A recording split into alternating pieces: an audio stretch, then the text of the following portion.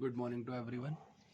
कल के video explanation में हम लोगों ने रिएक्शंस ऑफ एल्किल ग्रुप यानी कि एल्किल समूह के कारण होने वाली जो अभिक्रियाएं हैं वो स्टार्ट करी थी, जिसमें मैंने आपको पहली रिएक्शन पढ़ाई थी, रिएक्शन विद सल्फ्यूरल क्लोराइड SO2Cl2 के साथ अभिक्रिया। और जब हमारे जो एल्डिहाइड और कीटोन थे उन्होंने जब SO2Cl2 से रिएक्शन करी थी तो जो कंपाउंड बना था वो था monochloro acetaldehyde and monochloro acetone. मैंने आपको भी बताया भी था कि हमारे एसिटल्डिहाइड और एसीटोन में जो एल्किल समूह प्रेजेंट होता है, CH3 है, C2H5 है, जो भी, वहाँ से एक हाइड्रोजन हट जाता है और एक क्लोरीन आकर के जुड़ जाता है उसकी जगह, इसीलिए इसको मोनोक्लोरो डेरिवेटिव कहते हैं, यानी कि मोनोक्लोरो व्युत्पन्न कहा जाता है। और एक क्लोरीन से अधिक क्लोरीन यहाँ पर विस्थापित नहीं होंगे। ये थी हमारी पहली रिएक्शन। दूसरी रिएक्शन है हेलोजिनेशन यानी कि हेलोजनीकरण अभिक्रिया। तो हेलोजिनेशन से मतलब तो आप समझ ही गए होंगे कि हमारे जो एल्डिहाइड है और जो कीटोन है वो क्या करेंगे, हेलोजन से रिएक्शन करेंगे। तो जितने भी हमारे एल्डिहाइड और कीटोन हैं जिनमें अल्फा हाइड्रोजन प्रेजेंट होता है, अल्फा हाइड्रोजन क्या होता है फिर से आपको एक बार याद दिला देते हैं। जैसे कि हमारे पास कोई कंपाउंड है CH3CHO, ये हमारा एसिटल्डिहाइड है, एक एल्डिहाइड कंपाउंड है। इसमें CHO में जो ये आप पहला कार्बन देख रहे हैं, ये कार्बन हमारा क्या है, फंक्शनल ग्रुप का कार्बन है, यानी कि क्रियात्मक समूह से जुड़ा हुआ कार्बन है। और इस कार्बन के ठीक बाद जो पहला कार्बन आएगा वो होगा हमारा अल्फा कार्बन। इस कार्बन को क्या कहा जाएगा, अल्फा कार्बन। और इससे जो हाइड्रोजन जुड़े हुए हैं इन्हें कहा जाता है अल्फा हाइड्रोजन। तो कह रहे हैं ऐसे एल्डिहाइड और कीटोन जिनमें अल्फा हाइड्रोजन एटम या अल्फा हाइड्रोजन परमाणु उपस्थित होते हैं, वे सब क्या करते हैं, अल्फा सब्स्टिट्यूशन करते हैं, यानी कि अल्फा स्थान पर विस्थापन देते हैं, किसका, हेलोजन का हमारे। और हेलोजन हमारे क्या है, जैसे क्लोरीन है, ब्रोमीन है, आयोडीन है, तो इनका क्या हो जाता है, विस्थापन हो जाता है। रिएक्शन देखिए क्या होगी, जैसे यहाँ पर मैंने ले लिया CH3CHO और इसकी मैंने रिएक्शन करा दी 3Cl2 से, तो बनेगा क्या, 3 क्लोरीन है तो यहाँ से 3 हाइड्रोजन हट जाएंगे, तो ये बनेगा CCl3CHO और साथ में प्लस 3HCl, यानी 3Cl2 का मतलब 6 क्लोरीन आइटम थे हमारे पास, इसमें से 3 क्लोरीन आइटम 3 हाइड्रोजन के साथ मिल करके 3HCl बना लेते हैं। और उन तीनों हाइड्रोजनों की जगह पर यहाँ पर क्या आ जाएंगे, 3 क्लोरीन आ जाएंगे। इसी तरह से अगर आप एसीटोन की अभिक्रिया कराएंगे तो एसीटोन भी सेम मेथड से क्या करता है, रिएक्ट करता है। फॉर एग्जाम्पल यहाँ पर हमने ले लिया CH3CO CH3 प्लस 3I2 ले लीजिए, आप आयोडीन ले लीजिए, तो क्या होगा, क्योंकि यहाँ पर ये आपका कीटोन ग्रुप है, C डबल बॉन्ड हो, यहीं पर कीटोन ग्रुप होता है, तो दोनों तरफ आपके मेथल ग्रुप प्रेजेंट है, आप कहीं से भी हाइड्रोजन निकाल सकते हैं। फॉर एग्जांपल आपने यहाँ पर हाइड्रोजन हटाई तो ये बन जाएगा CI3CO CH3 प्लस 3HI। अब बात आती है कि आप में से कुछ लोग सोचेंगे कि इसकी नेमिंग कैसे होगी, तो नेमिंग सिंपल है, कुछ नहीं करना। ये एसिटल्डिहाइड है, इसमें 3 क्लोरीन एटम आ गए, तो इसका नाम रख दो आप ट्राई क्लोरो एसिटल्डिहाइड। यहाँ पर क्या 3 क्या आ गए, आयोडीन आ गए, तो ट्राई आइडो एसीटोन रख दीजिए आप नाम। तो जनरल नेमिंग जो इन कंपाउंड्स की होती है वो होती है ट्राई हेलो एसीटोन और एल्डिहाइड। यानी कि आपका कार्बोनिल कंपाउंड अगर एसीटोन है तो नाम पड़ेगा ट्राई हेलो एसीटोन, और अगर आपका कार्बोनिल कंपाउंड जो कार्बोनिल यौगिक है वो एल्डिहाइड है तो उसका नाम पड़ जाएगा ट्राई हेलो एल्डिहाइड। तो ये होता है हमारा हेलोजनीकरण अभिक्रिया। इसी में कह रहे हैं कि अगर ये हेलोजिनेशन नॉर्मल कंडीशंस में होता है, यानी कि सामान्य परिस्थितियों में अगर आप ये अभिक्रिया कराते हैं तो इस तरह की रिएक्शन होती है। लेकिन इसी अभिक्रिया को अगर आप सोडियम हाइड्रोक्साइड की उपस्थिति में कराएं, यानी कि NaOH की प्रेजेंस में कराते हैं, तो इस रिएक्शन का नाम चेंज हो जाता है और पड़ जाता है आइडोफॉर्म परीक्षण, यानी कि आइडोफॉर्म टेस्ट। ये एक टेस्ट भी है जो एल्डिहाइड और कीटोन्स के बारे में पता लगाता है।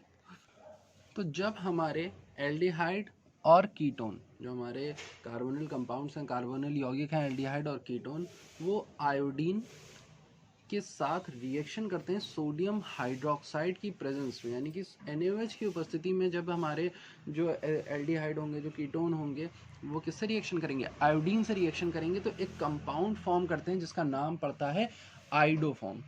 और इस परीक्षण को कहा जाता है आइडोफॉर्म परीक्षण या फिर आइडोफॉर्म टेस्ट।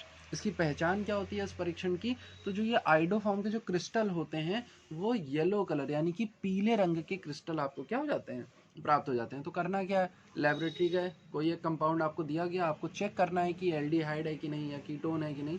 तो आपने थोड़ा सा कंपाउंड जो है एक टेस्ट ट्यूब में लिया, उसमें आप डालेंगे थोड़ा सा सोडियम हाइड्रोक्साइड और फिर डालेंगे उसमें आयोडीन। जैसे ही आयोडीन डालेंगे थोड़ा सा शेक करेंगे, उसको हिलाएंगे अपनी टेस्ट ट्यूब को माउथ बंद करके ऊपर से, तो थोड़ी देर बाद उसमें क्या आ जाएंगे, येलो कलर के नीचे क्रिस्टल बनना स्टार्ट हो जाएंगे। जो आपका कंपाउंड है टेस्ट ट्यूब में वो पीले रंग का हो जाएगा, वो येलो रंग का हो जाएगा। तो अगर ऐसा होता है तो ये कंफर्म है कि जो आपको कंपाउंड दिया गया था वो क्या था, एक एल्डिहाइड या फिर कीटोन था। तो इस परीक्षण को, इस टेस्ट को कहते हैं आइडोफॉर्म टेस्ट। रिएक्शन क्या होती है देख लीजिए,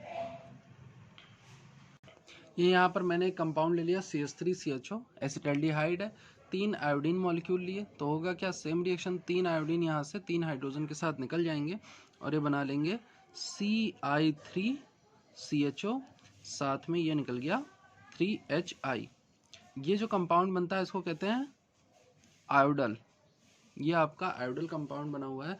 अब हम क्या करेंगे, इस आयोडल, बस यहीं पर यहाँ पर रिएक्शन जो है रुकती नहीं है, ये रिएक्शन आगे कंटिन्यू रहती है। जो आयोडल बना है वो सोडियम हाइड्रोक्साइड के साथ क्या करता है, रिएक्शन करता है, CI3CHO, ये रिएक्शन करेगा NaOH के साथ, और जब NaOH के साथ रिएक्शन करेगा तो सबसे पहले इसमें से निकल जाएगा HCOONA, सोडियम फॉर्मेट जो है निकल गया, और जो मिलेगा हमें वो मिलेगा CHI3, ये कंपाउंड बन जाता है। और ये जो CHI3 है यही जो है आपका क्रिस्टल के फॉर्म में, ये देखिए यहाँ पर क्रिस्टलाइजेशन हो जाता है इसका, क्रिस्टलीकरण, और ये बना लेता है आइडोफॉर्म। यही आपका आइडोफॉर्म है। क्यों, क्लोरोफॉर्म का फॉर्मूला आपने पढ़ा ही है, CHCl3 होता है, वैसे आइडोफॉर्म का फॉर्मूला होता है CHI3।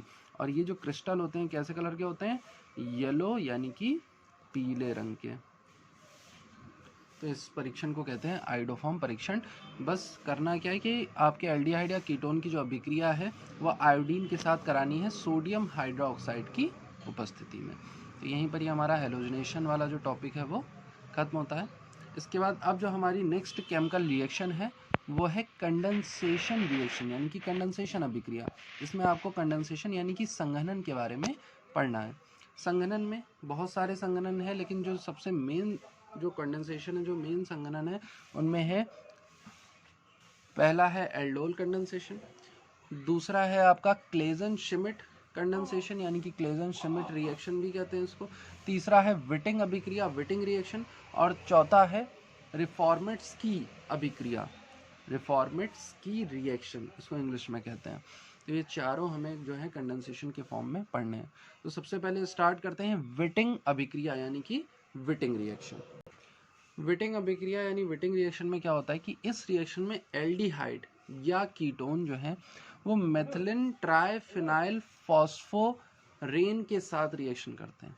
ध्यान सुनिएगा, मेथिलीन ट्राइफिनाइल फॉस्फोरेन ये हमारा एक कंपाउंड होता है जिसके साथ हमारे एल्डिहाइड या फिर कीटोन रिएक्शन करते हैं, और जो प्रोडक्ट बनता है वो एक एल्कीन प्राप्त होती है हमें। जो मतलब मेन प्रोडक्ट होगा वो क्या होगी, एक एल्कीन। तो एक डायरेक्ट कन्वर्जन है विटिंग अभिक्रिया जो है, जिसमें आप एल्डिहाइड या कीटोन से डायरेक्ट क्या बना सकते हैं, एक एल्कीन प्राप्त कर सकते हैं। इसे ही कहते हैं विटिंग अभिक्रिया। तो विटिंग अभिक्रिया में हमें रिएक्शन किसकी करानी है, किसी एल्डिहाइड की। तो यहाँ पर हमने जो एल्डिहाइड ले लिया CH3CHO, ये हमारा एसिटल्डिहाइड है। साथ में हमें कंपाउंड लेना है जिसका नाम है मेथिलीन ट्राइफिनाइल फॉस्फोरेन। तो देखिए मेथिलीन ट्राइफिनाइल है ना, तो सबसे पहले तो ट्राइफिनाइल के लिए C6H5 का हो जाएगा यहाँ पर होल थ्राइस। फॉस्फोरेन के लिए यहाँ पर P लगा होता है और ये जुड़ा होता है डबल बॉन्ड CH2 से, तभी इसका नाम पड़ता है मेथिलीन ट्राइफिनाइल फॉस्फोरेन। और जब हमारा एसिटाल्डिहाइड इस मेथिलीन ट्राइफेनाइल फॉस्फोरेन के साथ अभिक्रिया करेगा तो देखिए कंपाउंड क्या बनता है। यहाँ पर सबसे मेन कंपाउंड जो है वो हमारी एल्कीन प्राप्त होती है हमें। तो ये हमें मिल गया CH3 bond CH double bond CH2।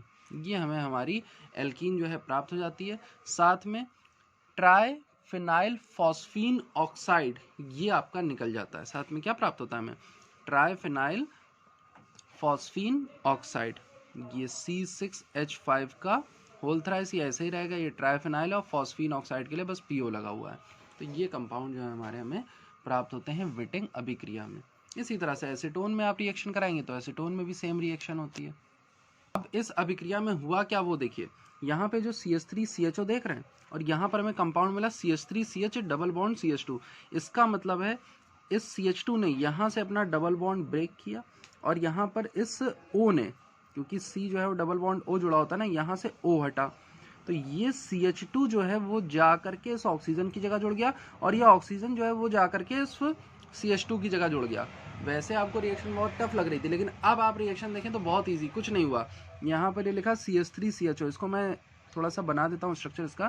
तो ये मैंने बनाया CH3 single bond C double bond O और H, यही तो होता है CH3CHO।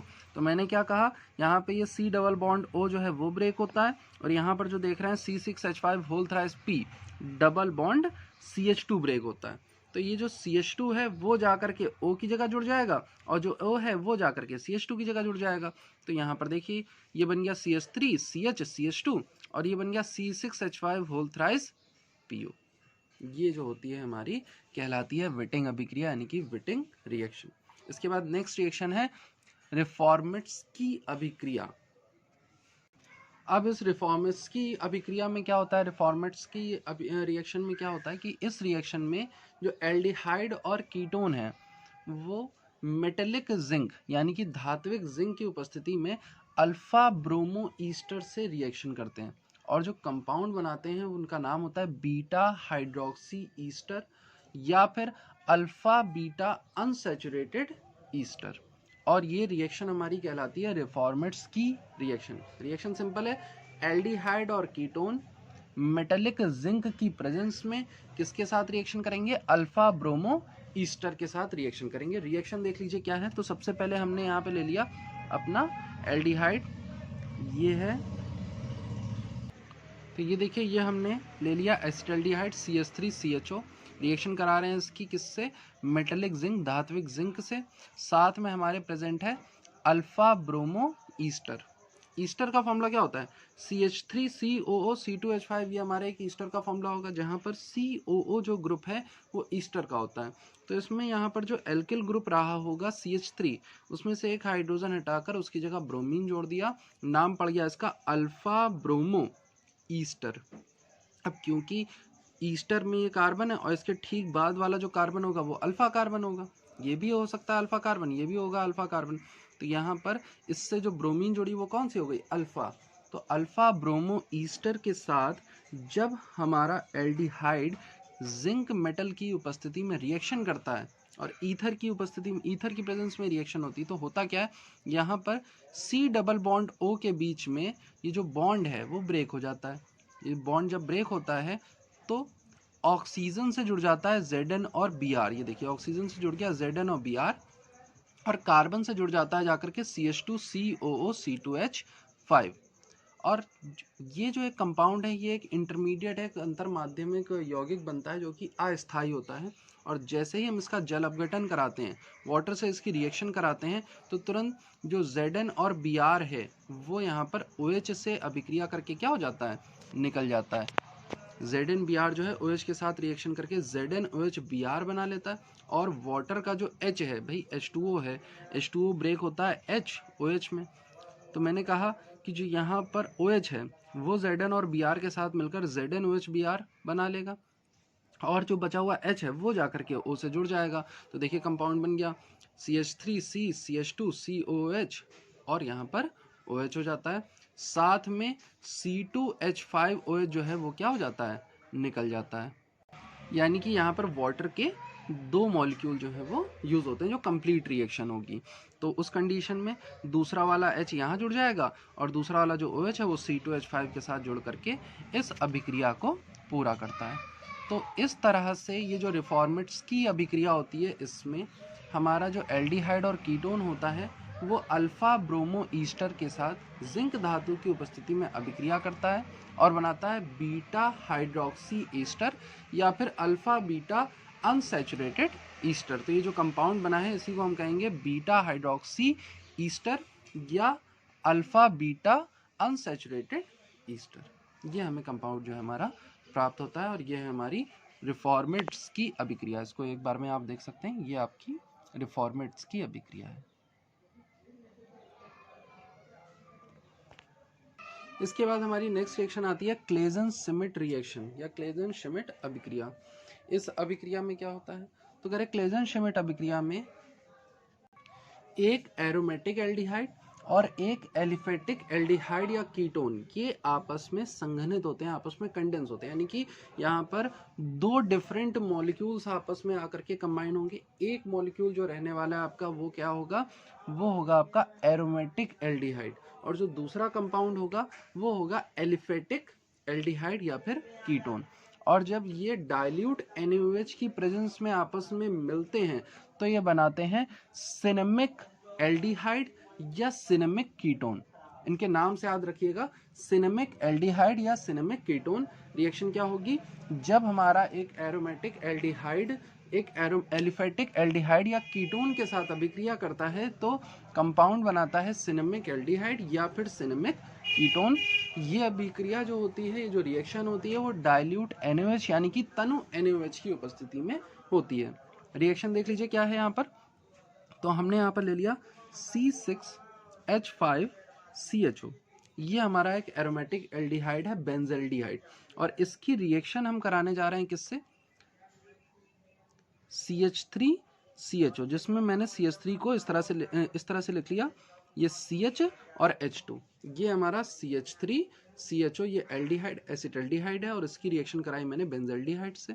रिएक्शन होती है किसकी प्रेजेंस में, डाइल्यूट NaOH की प्रेजेंस में। तो होता क्या है यहाँ पर, ये जो H2 देख रहे हैं बाहर निकालने का मतलब ये था कि यहाँ से H2 और O जो हैं वो क्या हो जाते हैं, निकल जाते हैं। संघनन की जो अभिक्रिया होती है उनमें हमेशा दो मॉलिक्यूल आपस में जुड़ते हैं और एक कोई बाय प्रोडक्ट जो है, एक उत्पाद जो है वो निकल जाता है। तो यहाँ से H2O क्या हो गया, निकल गया। बचा क्या, देखिए बचा C6H5CH डबल बॉन्ड CHCHO। ये जो है कंपाउंड हमारा हमें प्राप्त हो जाता है। ये इस तरह से आप देख सकते हैं, C6H5CH डबल बॉन्ड CHCHO, साथ में निकल क्या क्या, H2O यहाँ पर निकल गया। इसका नाम पड़ेगा सिनेमिक एल्डिहाइड। अब इसी रिएक्शन को आप कीटोन से करा लीजिए। तो यहाँ पर हमने कंपाउंड ले लिया अपना C6H5CHO प्लस एसीटोन से करानी है रिएक्शन। एसीटोन का फॉर्मूला होता है CH3COCH3। तो यहाँ पर CH3 को मैं लिख लूँगा फिर से सेम तरीके से CH और H2 के फॉर्म में। तो होगा क्या, यहाँ से H2O जो है वो निकल जाएगा। किसकी प्रेजेंस में रिएक्शन होती है, बार बार आपको रिपीट करने की जरूरत नहीं, डाइल्यूट NaOH यानी कि तनु सोडियम हाइड्रोक्साइड की उपस्थिति में। डाइल्यूट NaOH की प्रेजेंस में रिएक्शन हुई, कंपाउंड क्या फॉर्म होगा, C6H5CH डबल बॉन्ड CHCOCH3। ये कंपाउंड जो हमें प्राप्त होता है, साथ में जो H2O है वो निकल जाता है। अब यहाँ पर जो पहले कंपाउंड बना था, क्योंकि एसिटल्डिहाइड से अभिक्रिया कराई थी तो नाम पड़ जाएगा सिनेमिक एसिटल्डिहाइड, और यहाँ पर क्योंकि आपने एसीटोन से अभिक्रिया कराई है तो इसका नाम पड़ जाएगा सिनेमिक एसीटोन। रिएक्शन कहलाती है क्लेजन श्मिट या क्लेजन अभिक्रिया। ये आपकी दोनों रिएक्शंस इस तरह से यहाँ पर गिवन है।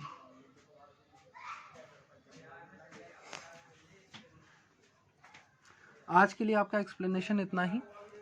अगर किसी रिएक्शन में आपको प्रॉब्लम आती है किसी भी रिएक्शन को समझने में तो आप जो है पूछ लेंगे, लेकिन इससे पहले 1 से 2 बार इस वीडियो को देखेंगे और रिएक्शन को लगा के देखेंगे कि किस रिएक्शन में क्या हो रहा है। ओके क्लास, और जो आपको लास्ट चैप्टर के नोट्स हैं वो आपको 1-2 दिन में मिल जाएंगे, उसके लिए परेशान मत होइएगा। कोई भी कन्फ्यूज़न होती है तो आप क्लास में या क्लास के बाद जो है पूछ सकते हैं, पर्सनल मैसेज करके पूछ सकते हैं। लेकिन जिन्होंने वीडियो देखी हो, जिन्होंने एक्सप्लेनेशन देखा हो, केवल वही लोग ये पूछें। Okay class, thank you.